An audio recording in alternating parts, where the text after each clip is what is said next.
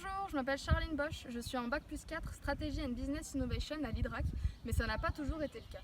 J'ai commencé mes études dans le milieu agricole et plus précisément dans le milieu de l'équitation. Pour moi, l'environnement et la nature sont donc très importants et c'est pour ça que j'ai choisi de vivre en montagne et non en ville.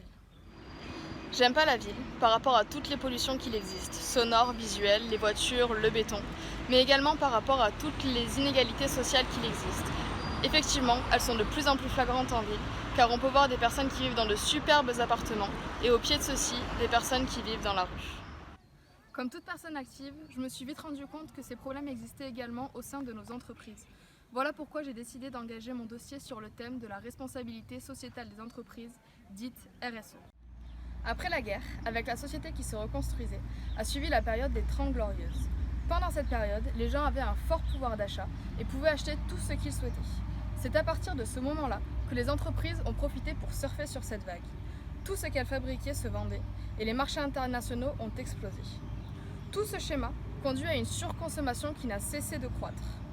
Pour arriver à suivre les demandes et même les dépasser, les entreprises ont décidé petit à petit de mettre leurs profits en avant plutôt que l'humain et l'environnement.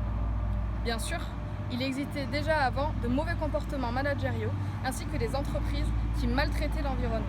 Cependant, avec la montée des multinationales ainsi que le rendement souhaité, ces actions sont devenues de plus en plus courantes et ont pris une plus grande ampleur.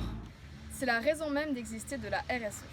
Elle est là pour aider les entreprises à s'améliorer par rapport à l'environnement et à l'aspect social. Au travers des normes et labels, la RSE aide les entreprises à garder un fil conducteur et à suivre des objectifs. Chaque année, les entreprises doivent rendre un rapport sur leurs actions mises en place. Pour mettre cette démarche en place et pour que ça fonctionne, il faut qu'elle fasse partie prenante de la stratégie d'entreprise ainsi que de ses valeurs.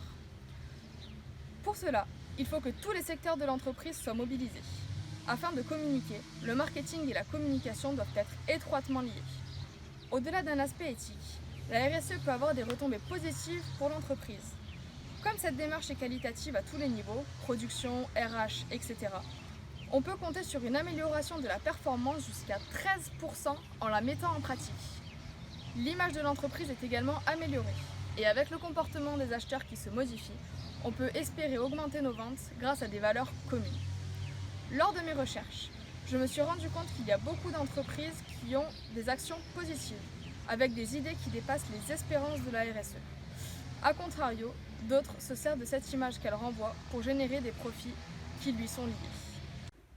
Au terme de mes recherches, je me demande pour quelles raisons les entreprises font de la RSE.